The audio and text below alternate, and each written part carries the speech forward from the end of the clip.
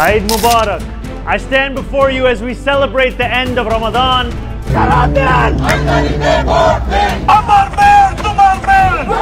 আমেরিকার রাজনৈতিক ইতিহাসে এমন ঘটনা আগে কখনো ঘটেনি যে নিউ ইয়র্ক শহরকে বলা হয় বিশ্বের রাজধানী, যেখান থেকে নিয়ন্ত্রিত হয় পৃথিবীর অর্থনীতি আর রাজনীতির গতিপথ।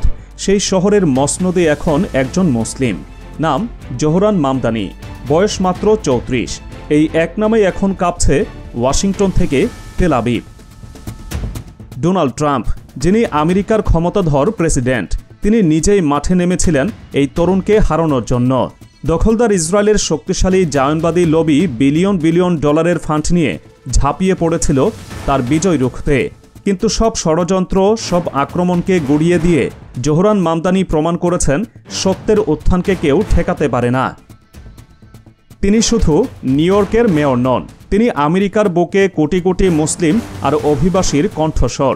তিনি সেই নেতা যিনি বুক ফুলিয়ে বলেন, আমি মুসলিম, আমি অভিবাসী এবং আমি এর জন্য গর্বিত। যিনি প্রকাশ্যে ঘোষণা দেন, জালিম নেতানিয়াহু নিউ ইয়র্কে এলে তাকে গ্রেপ্তার করা হবে। আমেরিকার মাটিতে দাঁড়িয়ে এমন দুঃসাহস কে দেখাতে পেরেছে এর আগে? তাই আজ সবার মনে একটাই প্রশ্ন ঘুরপাক খাচ্ছে, কে এই জোহরান মামদানি? কিভাবে তিনি এই অসম্ভবকে সম্ভব করলেন?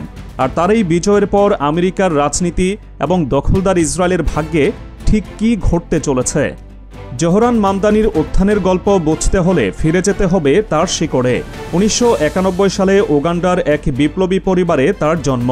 তার দাদা ছিলেন উগান্ডার স্বাধীনতা সংগ্রামের একজন অগ্রসৈনিক, আর তার বাবা ছিলেন সমাজের অধিকার বঞ্চিত মানুষের জন্য নিবেদিত প্রাণ সমাজকর্মী। বলা যায়, অন্যায়ের বিরুদ্ধে লড়াইটা তার রক্তে মিশে আছে। মাত্র ৭ বছর বয়সে পরিবারের সাথে তিনি পাড়ি জমান আমেরিকায়, আশ্রয় নেন নিউ ইয়র্কের কুইন্সে। ছোটবেলা থেকেই তিনি দেখেছেন অভিবাসী হওয়ার যন্ত্রণা, দেখেছেন কিভাবে ধর্মের কারণে মানুষকে অবহেলা করা হয়। 9/11-এর সন্ত্রাসী হামলার পর পরিস্থিতি আরও ভয়াবহ হয়ে ওঠে। আমেরিকার মুসলিমদের তখন সন্দেহের চোখে দেখা হতো, ঘৃণার পাত্র বানানো হতো। অনেক মুসলিম সে সময় ভয়ে নিজেদের পরিচয় গোপন করতে শুরু করে, এমনকি চাকরি টিকিয়ে রাখতে নাম পর্যন্ত বদলে ফেলতে বাধ্য হয়। কিন্তু জোহরান মামদানি ছিলেন ঠিক তার উল্টো। সেই অন্ধকার সময়ে তিনি নিজের পরিচয়কে আরও শক্ত করে আঁকড়ে ধরেন। তিনি বলতেন, আমার মুসলিম পরিচয় নিয়ে আমি গর্বিত, আমি আমার বিশ্বাস থেকে এক চুলও নড়ব না এবং এর জন্য আমি কারো কাছে ক্ষমা চাইতে রাজি নই। এই কঠিন মনোবলই তাকে আজকের অবস্থানে নিয়ে এসেছে।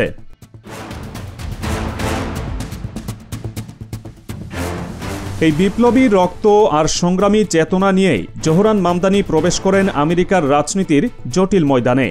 1 বছর আগেও কেউ কল্পনা করতে পারেনি যে তিনি নিউ ইয়র্কের মেয়র হতে পারেন।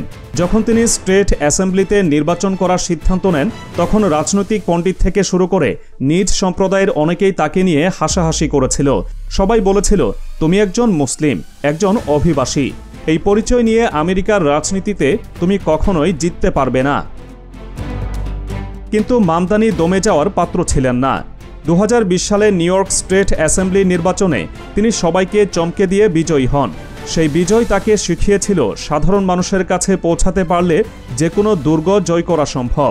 অ্যাসেম্বলি মেম্বার হিসেবে কাজ করতে গিয়ে তিনি বুঝতে পারেন নিউ ইয়র্কের আসল সমস্যা এর গভীরে। আকাশ ছোঁয়া বাড়ি ভাড়া, খাবারের অসহনীয় দাম আর গণপরিবহনের বেহাল দশা সাধারণ মানুষের জীবনকে নরকে পরিণত করেছে। মানুষ একটা সাধারণ জীবনযাপনের জন্য দিনে 2-3টা চাকরি করতে বাধ্য হচ্ছে।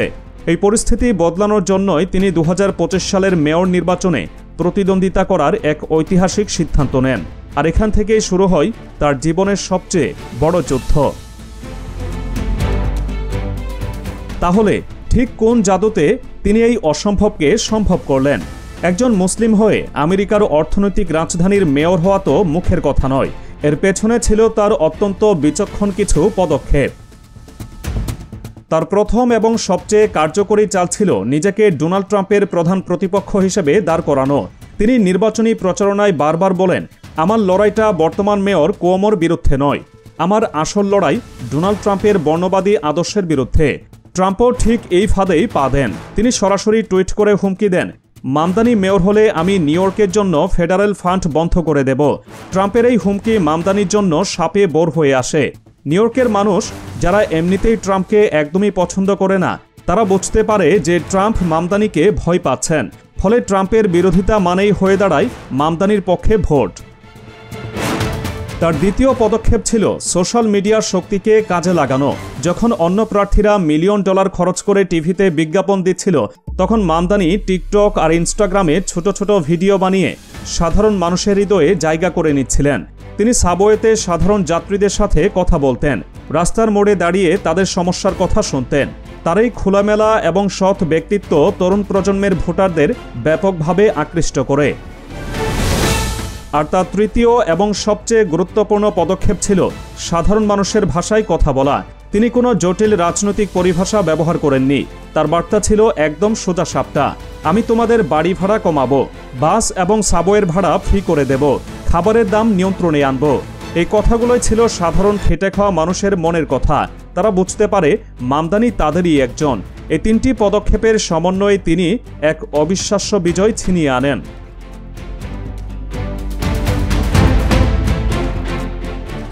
জোহরান মামদানির এই বিজয় আমেরিকার প্রায় 10 লাখ মুসলিম এবং কোটি কোটি অভিবাসীর জন্য এক নতুন ভোরের সূচনা করেছে। ডোনাল্ড ট্রাম্পের শাসনামলে এই মানুষগুলো ছিল সবচেয়ে বেশি নির্যাতিত এবং কোণঠাসা, কিন্তু আজ সেই শহরের সর্বোচ্চ ক্ষমতার অধিকারী একজন মুসলিম। মামদানি দ্ব্যর্থহীন ভাষায় ঘোষণা করেছেন, নিউ ইয়র্ক একটি অভিবাসীদের শহর। এই শহর অভিবাসীদের শ্রম আর ঘামে তৈরি হয়েছে। আমি নিজে একজন অভিবাসী। আমার শাসনামলে এই শহরে কেউ অভিবাসীদের দিকে বাঁকা চোখে তাকাতে পারবে না। একসময় আমেরিকার মুসলিম তরুণরা আইডেন্টিটি ক্রাইসিসে ভুগত। ট্রাম্পের তৈরি করা ইসলামোফোবিয়ার কারণে তারা নিজেদের পরিচয় প্রকাশ করতে ভয় পেত। কিন্তু মামদানি তাদের নতুন করে স্বপ্ন দেখিয়েছেন। তিনি যখন বলেন, আমি গর্বিত মুসলিম, আমি রোজা রাখি, আমি নামাজ পড়ি এবং এটাই আমার শক্তি, তখন সেটা বাংলাদেশ, পাকিস্তান, ভারত বা আফ্রিকার কোটি কোটি মুসলিম অভিবাসীকে সাহস যোগায়। তারা এখন মাথা উঁচু করে বলতে পারে, হ্যাঁ, আমিও এই দেশের অংশ এবং আমার ধর্মীয় পরিচয় নিয়ে আমি গর্বিত। তবে মামদানির বিজয় যেমন মুসলিমদের জন্য আশার আলো, তেমনি ডোনাল্ড ট্রাম্পের জন্য এটি একটি অশনি সংকেত। ট্রাম্প খুব ভালো করেই জানতেন, নিউ ইয়র্কের মতো একটি গুরুত্বপূর্ণ শহরের নিয়ন্ত্রণ একজন মুসলিমের হাতে চলে গেলে তার রাজনৈতিক প্রভাব কতটা কমে যাবে। এ কারণেই তিনি নির্বাচনের ঠিক আগের রাতেও ভোটারদের কাছে মামদানির প্রতিপক্ষকে ভোট দেওয়ার জন্য আহ্বান জানিয়েছিলেন, কিন্তু তার কোনো চেষ্টাই কাজে আসেনি। এখন ট্রাম্পের সামনে এক কঠিন বাস্তবতা। তিনি যে নিউ ইয়র্কের ফান্ড বন্ধ করে দেওয়ার হুমকি দিয়েছিলেন, সেটা তিনি কখনোই করতে পারবেন না, কারণ নিউ ইয়র্ক হল আমেরিকার অর্থনীতির হৃৎপিণ্ড। Wall Street, new York stock exchange, জাতিসংঘের সদর দপ্তর সবই এখানে। নিউ ইয়র্কের ফান্ড বন্ধ করার অর্থ হল পুরো আমেরিকার অর্থনীতিকে পঙ্গু করে দেওয়া। মামদানি এখন চাইলেই বলতে পারবেন, দেখুন, ডোনাল্ড ট্রাম্প আপনাদের শত্রু, তিনি আপনাদের রুটি কেড়ে নিতে চান। আর এই কথাতেই 2028 সালের প্রেসিডেন্ট নির্বাচনে ট্রাম্পের কফিনে শেষ পেরেক ঠুকে দেওয়ার জন্য যথেষ্ট হবে। আর এই কারণেই আমেরিকার রাজনৈতিক অঙ্গনে এখন গুঞ্জন শুরু হয়েছে, 2032 বা 2036 সালে জোহরান মামদানি হতে পারেন আমেরিকার প্রথম মুসলিম প্রেসিডেন্ট। শুধু ট্রাম্পই নয়, জোহরান মামদানির বিজয় সবচেয়ে বড় দুঃস্বপ্ন হয়ে এসেছে দখলদার বর্ণবাদী ইসরায়েলের জন্য। মামদানি তার নির্বাচনী প্রচারণা শুরু থেকেই ফিলিস্তিনের পক্ষে এবং গাজায় গণহত্যার বিরুদ্ধে অত্যন্ত সোচ্চার ছিলেন। তিনি স্পষ্ট ভাষায় বলেছেন, গাজায় যা ঘটছে তা একটি পরিকল্পিত গণহত্যা এবং মানবতার বিরুদ্ধে ভয়াবহ অপরাধ। কিন্তু তিনি এখানেই থেমে থাকেননি। তিনি এমন এক ঘোষণা দিয়েছেন যা শুনে পুরো আমেরিকা হতবাক হয়ে গেছে। তিনি বলেছেন, আমি মেয়র নির্বাচিত হলে ইসরায়েলের যুদ্ধাপরাধী প্রধানমন্ত্রী বেনিয়ামিন নেতানিয়াহু যদি নিউ ইয়র্কে পা রাখে, তবে তাকে আন্তর্জাতিক আইন অনুযায়ী গ্রেপ্তার করা হবে। একবার কল্পনা করুন, আমেরিকার মাটিতে দাঁড়িয়ে এই কথা বলার সাহস এর আগে কোনো মুসলিম দেখাতে পেরেছে কি? আমেরিকার রাজনীতিতে জায়নবাদী লবি এক অকল্পনীয় শক্তিশালী দানব। তারা মিডিয়া, ব্যবসা, রাজনীতি সবকিছু নিয়ন্ত্রণ করে। বিলিয়ন বিলিয়ন ডলার খরচ করে তারা রাজনীতিবিদদের কিনে নেয়। যে কোনো রাজনীতিবিদ ইসরায়েলের বিরুদ্ধে কথা বলার দুঃসাহস দেখালে তার রাজনৈতিক ক্যারিয়ার ধ্বংস করে দেওয়া হয়। কিন্তু মামদানি সেই জায়নবাদী শক্তিকে সরাসরি চ্যালেঞ্জ ছুড়ে দিয়েছেন। তিনি প্রমাণ করেছেন, সত্যের পক্ষে থাকলে কোনো দানবীয় শক্তি আপনাকে থামাতে পারবে না। সুতরাং এটা পরিষ্কার যে জোহরান মামদানির এই বিজয় শুধু একটি শহরের মেয়র নির্বাচন নয়, এটি একটি বিপ্লব, একটি আমেরিকার প্রচলিত বর্ণবাদী এবং ইসলাম বিদ্বেষী রাজনীতির বিরুদ্ধে একটি চ্যালেঞ্জ। একজন মুসলিম, একজন সমাজতন্ত্রী এবং একজন অভিবাসী সন্তান আজ আমেরিকার সবচেয়ে ক্ষমতাধর শহরের মেয়র। এই বিজয় প্রমাণ করে আমেরিকাতেও পরিবর্তন সম্ভব। এই বিজয় ডোনাল্ড ট্রাম্পের মতো নেতাদের পতনের ইঙ্গিত দেয় এবং সবচেয়ে গুরুত্বপূর্ণ, এই বিজয় দখলদার ইসরায়েলের দম্ভকে চূর্ণ করে দিয়েছে। জোহরান মামদানির নেতৃত্বে নিউ ইয়র্ক এখন থেকে আর জায়নবাদীদের নিরাপদ আশ্রয়স্থল থাকবে না, বরং এটি হবে ফিলিস্তিনিদের অধিকার আদায়ের সংগ্রামের এক নতুন এবং শক্তিশালী কেন্দ্র। পৃথিবীর কোটি কোটি মুসলিম এখন তাকিয়ে আছে এটা দেখার জন্য যে এই অদম্য তরুণ নেতা আমেরিকার ইতিহাসকে কোন পথে নিয়ে যান।